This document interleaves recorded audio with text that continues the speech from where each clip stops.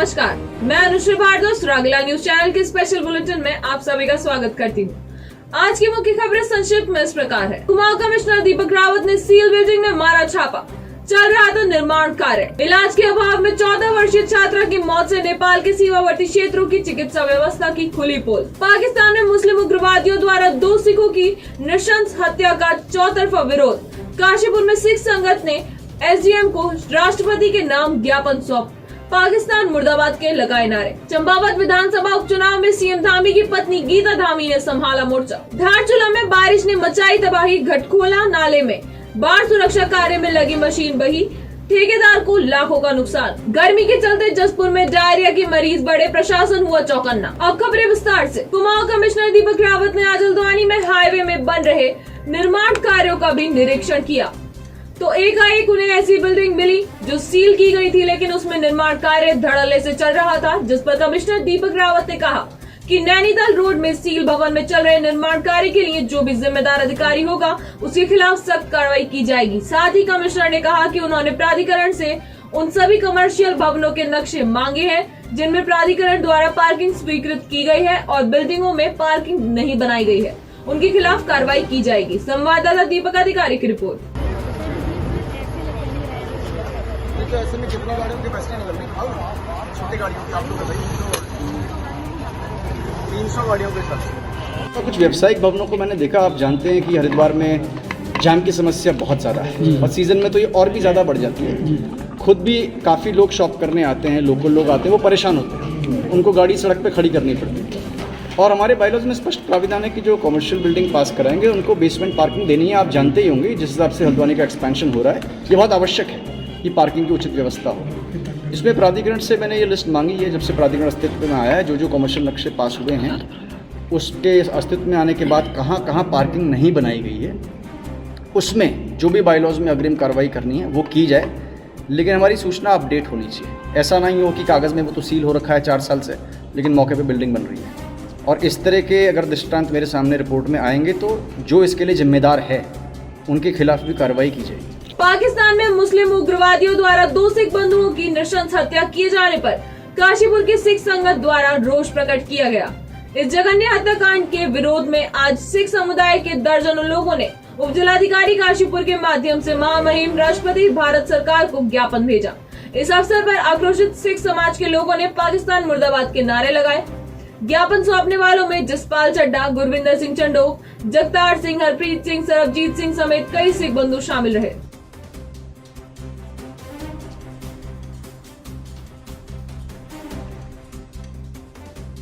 देखिए, आज गुरुद्वारा सिंह सभा की तरफ से सर्वत्र काशीपुर की सिख संगत ने पाकिस्तान के पेशावर में 2 सिख बंधुओं को गोलियों से नृशंस हत्या कर दी गई, जिसकी हम घोर निंदा करते हैं, जिसके लिए हमने एक ज्ञापन आज महामहिम राष्ट्रपति जी को उप जिलाधिकारी के माध्यम से दिया है।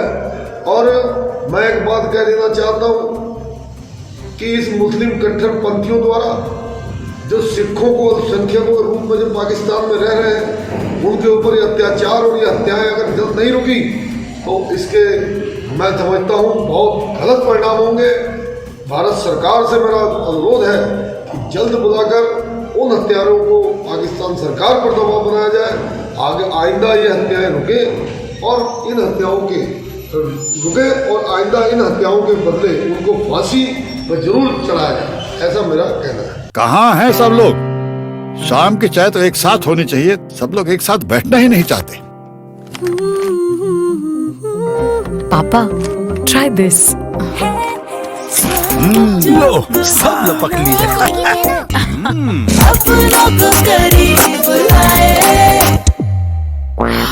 ये क्या हाल कर दिया है रूम का? बस कल से चाय? कल से चाय मेरे रूम में। देवरपन नमकीन अपनों को करीब लाए। चंपावत विधानसभा उपचुनाव नजदीक आते जा रहे हैं और उपचुनाव में सीएम धामी को पूर्व सैनिकों का भरपूर साथ मिलता नजर आ रहा है। इसका कारण है कि सीएम धामी एक सैनिक पुत्र हैं तथा अपने परिवार से ताल्लुक रखते हैं। चंपावत विधानसभा क्षेत्र में काफी बड़ी संख्या में पूर्व सैनिक रहते हैं, जिसका सीधा फायदा विधानसभा उपचुनाव में सीएम धामी को मिलेगा। संवाददाता लक्ष्मण सिंह बिष्ट की रिपोर्ट।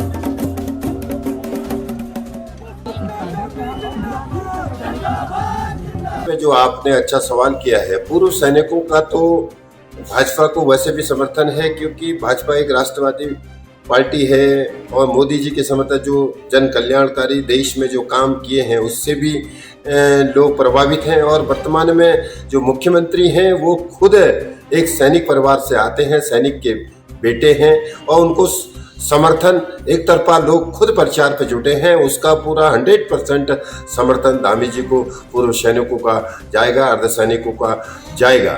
कांग्रेस केवल अपने जमानत बचाने के लिए संघर्ष कर रही है। उनकी जमानत बचना तो रहा दूर, बहुत कम मात्रा पर उनको वोट मिलना है, ये जनता ने मन बना लिया। उधम सिंह नगर के किचा विधानसभा क्षेत्र से कांग्रेस विधायक तिलकराज बेहर ने अवैध खनन को लेकर उत्तराखंड सरकार पर निशाना साधते हुए बोला कि पूरे प्रदेश में चल रहे अवैध खनन को लेकर मारामारी चल रही है और हालत दिन प्रतिदिन खराब होती चली जा रही है। विधायक बेहर ने कहा कि शांतिपुरी क्षेत्र में खनन के चलते एक राजनीतिक कार्यकर्ता की हत्या होना दुर्भाग्यपूर्ण है। उनका आरोप है कि सत्ता के इशारे पर स्थानीय जनप्रतिनिधि के संरक्षण में अवैध खनन हो रहा है, जिस पर जल्द से जल्द रोक लगाने की जरूरत है। संवाददाता राजू सहगल की रिपोर्ट। एक बालक की, कार्यकर्ता की, राजनीतिक कार्यकर्ता की हत्या हो गई, बड़ा दुखद समाचार है। मैं खुद पोस्टमार्टम हाउस गया, बेटा मेरा उसमें भी गया, अंतिम संस्कार में भी गया, गौरव। तो मेरा ये कहना है कि आखिर क्यों हो रहा है, ये सत्ता के इशारे पर हो रहा है। इसमें सरकार के लोग जो जनप्रतिनिधि है वो शामिल है, बगैर सत्ता के इशारे के खनन नहीं हो सकता, और उसके साथ साथ सारे अधिकारी शामिल हैं। और उतना ही जितना शांतिपुरी का क्षेत्र है खनन का बना हुआ, उतना ही किच्छा बना हुआ है। इच्छा हो, शांतिपुरी हो और क्षेत्र हो, इसको सरकार को देखना चाहिए। खटीमा की ईस्ट फैक्ट्री के द्वारा सड़क के किनारे लोक निर्माण विभाग की भूमि पर अवैध तरीके से अवैध साइकिल स्टैंड निर्माण किया गया है। वहीं ईस्टर्न इंडस्ट्रीज के द्वारा लोक निर्माण विभाग की भूमि पर अवैध रूप से कब्जा कर साइकिल स्टैंड बनाया गया है। आपको बता दें कि खटीमा प्रशासन द्वारा समय समय पर अवैध अतिक्रमण हटाओ अभियान चलाया जाता है और शहरी अतिक्रमण को हटाया भी गया है, परंतु फैक्ट्री के द्वारा किए गए इस अवैध अतिक्रमण पर प्रशासन के द्वारा अभी तक कोई कार्रवाई नहीं की गई। वहीं इस पर लोक निर्माण विभाग के अधिशासी अभियंता MC पलड़िया से फैक्ट्री के अवैध अतिक्रमण पर सवाल पूछे जाने पर कहा कि यह मामला उनके संज्ञान से नहीं था।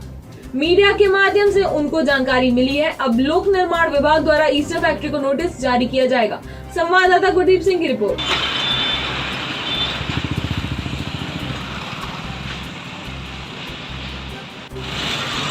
इसमें इस बारे में हमें पहले जानकारी थी, वर्तमान में ये संज्ञान में आया है, तो इस हेतु जो है उनको साइकिल स्टैंड को तुरंत हटाने हेतु नोटिस दिया जाएगा। यदि उनके द्वारा फिर भी नहीं हटाया जाता तो उसमें फिर विधिक कार्रवाई करेंगे। जल्दी हम उसमें भी कार्रवाई करेंगे। जो भी सरकारी भूमि है, जहाँ पर भी अतिक्रमण हो, चाहे कितना भी बड़ा आदमी हो, उसके खिलाफ हम कार्रवाई करेंगे। कल रात मौसम के बिगड़ने के कारण तेज आंधी के दौरान काशीपुर चैती मोड़ पर व आसपास बिजली के खंभे टूट के गिरने से सड़क पर आवागमन बाधित हो रहा है, जिसमें से एक खंभा रोड पर पड़ा हुआ है, जिससे कोई दुर्घटना भी हो सकती है और क्षेत्र में बिजली की दिक्कत भी हो सकती है।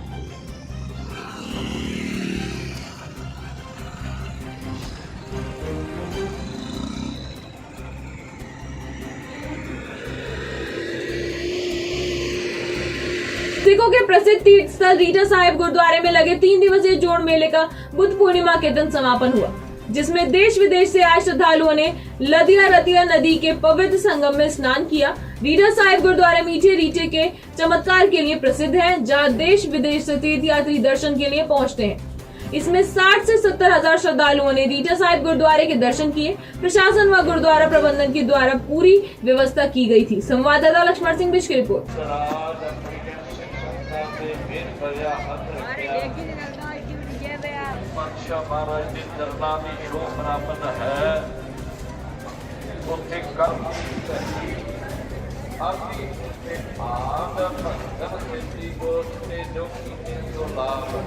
हल्द्वानी में अतिक्रमण हटाओ अभियान के तहत रेलवे बस्ती गफूर और ढोलक बस्ती से अतिक्रमण हटाने की प्रक्रिया शुरू होने को है।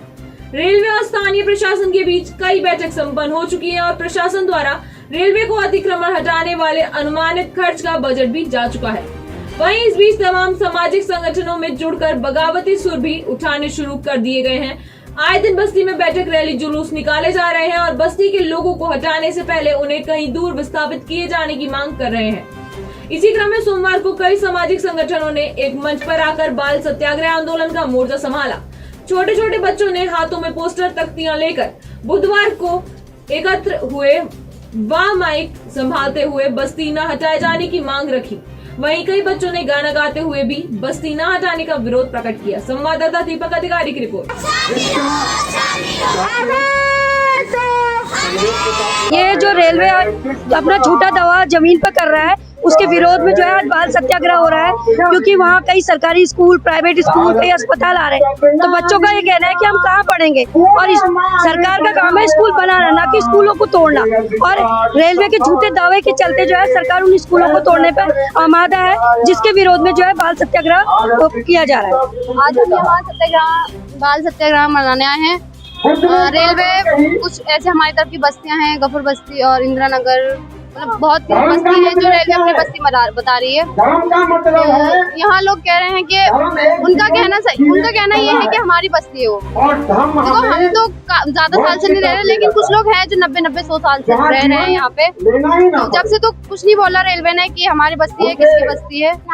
ये हम गफूर बस्ती के लिए कर रहे हैं। ये जो उजाड़ा जा रहा है, रेलवे कहती है ये हमारा है, क्योंकि ये रेलवे का नहीं है। हम सालों से यहाँ पे रह रहे हैं और ये रेलवे के पास कोई प्रूफ नहीं है, तो ये कह नहीं सकती कि ये हमारी है। हम सालों से यहाँ रह रहे हैं और हमारे स्कूलों को न तोड़े जाए।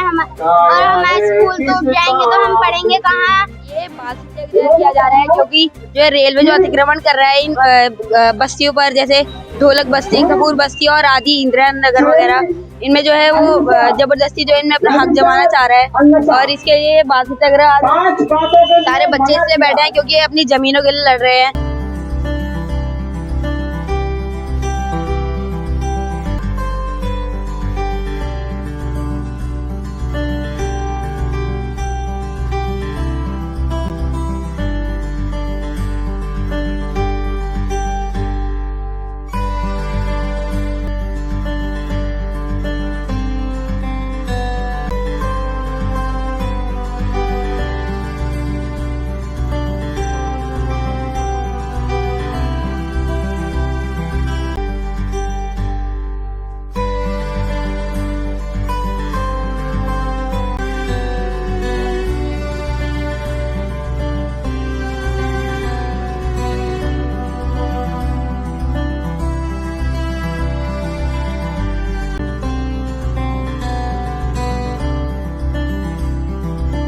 हल्द्वानी के बुद्ध पार्क में अतिथि शिक्षकों ने धरना प्रदर्शन कर नियमितीकरण और तदर्थ नियुक्ति की मांग सरकार से की। उनका कहना है कि सरकार सिर्फ आश्वासन दे रही है, उनके काम के साथ न्याय नहीं हो रहा है। वे केवल 2-3 महीने कार्यरत रहते हैं, फिर बेरोजगार हो जाते हैं। संवाददाता दीपक अधिकारी की रिपोर्ट। आज हमने अपनी मीटिंग रखी है क्योंकि हमारी हल्द्वानी ब्लॉक की कार्यकारिणी नहीं थी। 2 साल कोरोना काल के रहते में हमारी कार्यकारिणी नहीं थी, और इस बीच हम लोग अक्सर ही क्या कहते हैं, कोई ट्रांसफर हो रहा है, कोई प्रमोशन हो रहा है, तो हमारे जो पद है उनमें क्या कहते हैं हम लोगों को निकाल दिया जा रहा है।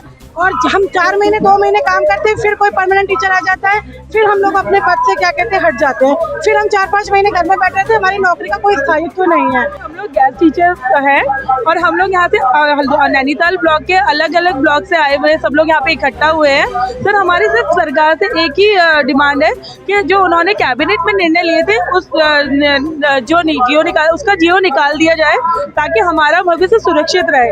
सर बार बार ट्रांसफर की वजह से हम लोग प्रभावित हो रहे हैं और हमारा भविष्य अंधकार में है, क्योंकि सर 6 साल देना एक फैकल्टी में के तौर पे हमारे लिए बहुत ज्यादा, मतलब हमारा भविष्य कहीं पे भी नहीं बन पा रहा। चंपावत विधानसभा उपचुनाव के लिए पुष्कर सिंह धामी की पत्नी गीता धामी ने चुनाव में मोर्चा संभाल लिया है। गीता धामी और महिला मोर्चा की कार्यकर्ताओं के द्वारा चंपावत में जगह जगह रोड शो, घरों और गाँव में जाकर जनसंपर्क किया जा रहा है। महिला मोर्चा कार्यकर्ता सीएम धामी के प्रचार के लिए पहुँच रही है तथा उपचुनाव में जनता से सीएम धामी को ऐतिहासिक जीत दिलाने की अपील कर रही हैं। संवाददाता लक्ष्मण सिंह बिष्ट की रिपोर्ट।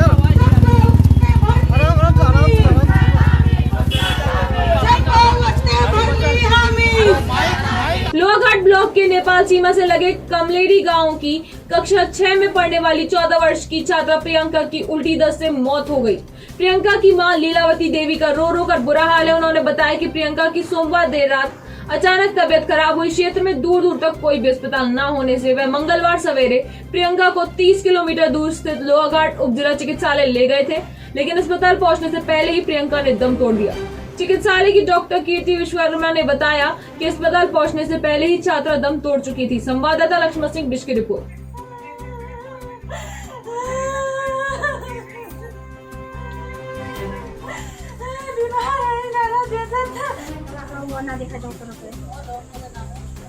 आई थी तो ब्रॉड डेट थी, हमने सब देखा, रेस्पिरेशन नहीं था, हार्ट रेट नील था और प्यूपिल्स डायलेटेड और फिक्स थी, इसलिए इसको CPR दिया गया। फिर भी ये रिवाइव नहीं कर पाई और इन्होंने बताया कि इसकी तबीयत पहले से खराब थी, लूज मोशन की हिस्ट्री। तो मतलब ये डायरिया वायरिया या कुछ इस टाइप का? हाँ, डायरिया ही बोला मैंने, लूज मोशन बोला है, उसकी वजह से ही लग रहा है क्योंकि इसको बहुत ज़्यादा हो गया था तो डिहाइड्रेटेड शॉक वगैरह। मतलब कुल मिला के गलती की देर में अस्पताल पहुंचाने का इन्होंने बहुत देर कर दी। अगर दूर भी रहते थे तो आ सकते थे, जल्दी आ सकते थे, जान बच जाती। तो आधा हो गया। कल तो सुबह पानी गाय खोलने गई थी, फिर वहाँ से पानी लेके आई 10 लीटर जर्किन। तो उसके बाद इन्हें उल्टी दस्त शुरू हो गई? नहीं, उसके बाद उल्टी दस्त नहीं हुआ था, ऐसे ही तबीयत खराब थी, कार्टून देख रही थी, हो गया। तो फिर वहाँ रौसाल अस्पताल में नहीं दिखाया? नहीं, कहीं नहीं दिखाया। क्यों? दिगाली चौर दिखाया यहाँ, उन्होंने कहा आगे ले जाओ। मुझे एक चिकित्सालय की स्थापना वहाँ पर की जाए। इस संबंध में हम सारे जनप्रतिनिधि मिलकर शासन के लिए एक पत्र भी बनाएंगे और सभी लोग मिलकर इसमें संघर्ष करने का प्रयास करेंगे। धारचूला में आज 2 घंटे की बारिश ने तबाही मचा दी। क्षेत्र के खटकोला नाले में बाढ़ सुरक्षा के कार्य में लगी मशीनों के बहने से ठेकेदार को लाखों का नुकसान हुआ है। नगर पालिका की पोल खुल गई है, जगह जगह मार्ग बंद हो गए हैं। तहसीलदार अबरार अहमद से आपदा की तैयारी के संबंध में जानकारी चाहिए तो वो कैमरे में बोलने से बचे। वहीं नंदा बिष्ट नेता कांग्रेस ने नगर पालिका को पूरा जिम्मेदार बताया। संवाददाता नदीम परवेज की रिपोर्ट। बारिश आई थी, संभलने का भी मौका नहीं दिया बारिश ने, सब लेबर बच गई, नहीं तो सब डूबने वाली थी वो भी। 2 वाइब्रेटर मशीन गई, करीब एक की कीमत 20 से 22 हज़ार रुपया है, दोनों का लगा के करीब 44,000 रुपया एक हफ्ते हो गया है। एक हफ्ते में ख़त्म हुआ। 5-6 लाख की मशीन प्लेटें रह गई और 2.5 लाख की करीब मिक्सर मशीनें 2 बारिश आई अचानक ये मलबा आया तो आज से 8 दिन पहले फिर से यहाँ पर मलबा आया था और रोड पूरी ऐसे जाम लग गया था। उसके बावजूद जब हमने चेयरमैन को बोला और चेयरमैन के हस्बैंड से भी बोला, नगर पालिका में फ़ोन किया, ईओ खुद यहाँ पे रहते हैं, उनसे जब हमने बात किया कि ये मलबा हटा दो, उनके द्वारा बिल्कुल भी अनसुना किया गया। उसके बावजूद कभी लेबर का हवाला दे रहे थे, कभी यहाँ पे मशीनों का, तो उसके बाद उन्होंने सफाई नहीं करा। आज फिर से दिन दहाड़े सभी लोग हो, तो शुक्र है कि लोग यहाँ से आवाजाही नहीं करी बारिश तेज होने के नाते। तो यहाँ पे जब ऊपर घर बनता है तो हमने पहले भी बोला है, जो घर बनाते हैं नाली में मिट्टी ना डालें। नगर पालिका की चेयरमैन ने उनके घर में जाके देखा भी है और नाला भी देखा है। उसके बावजूद जब वो वहाँ पे उनके घरों में नोटिस न जारी करती है, ना उनको वार्निंग देती है और ना उनको कहीं पे भी एक वार्न करना चाहिए पहले कि आप लोग नाली में मिट्टी न डालें, बरसात में ये खतरे का जड़ है। जब हम उनसे जितना जीत कर रहे हैं तो आज तक उनने क्यों नहीं सतर्क रहे, क्यों नहीं उनको नोटिस दिया, क्यों नहीं नाले में मिट्टी फेंकने से मना किया। जसपुर सामुदायिक स्वास्थ्य केंद्र पर मरीजों का तांता लगा हुआ है।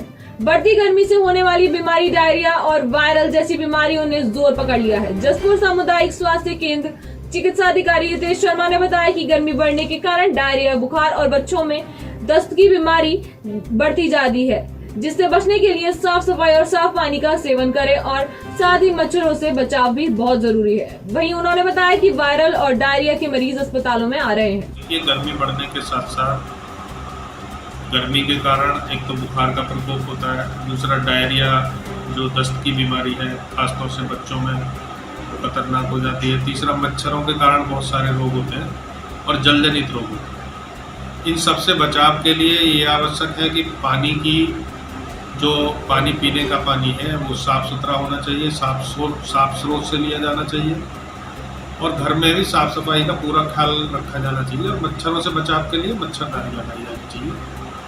अगर बच्चों को दस्त हो जाता है तो उनको ORS का घोल जल्दी से जल्दी पिलाएं और तत्काल डॉक्टर को दिखाएं। यही सावधानियाँ और थोड़ा गर्मी से बचाव करेंगे तो ज़्यादा बेहतर है। अस्पतालों में ऐसी कोई विशेष ज़्यादा मरीजों की मात्रा बढ़ी नहीं है, लेकिन सर्दी जुकाम और डायरिया के मरीज अभी आ रहे हैं। पुलिस अधीक्षक प्रदीप कुमार राय द्वारा दिए गए निर्देश क्रम में इवनिंग स्टॉर्म अभियान जारी है।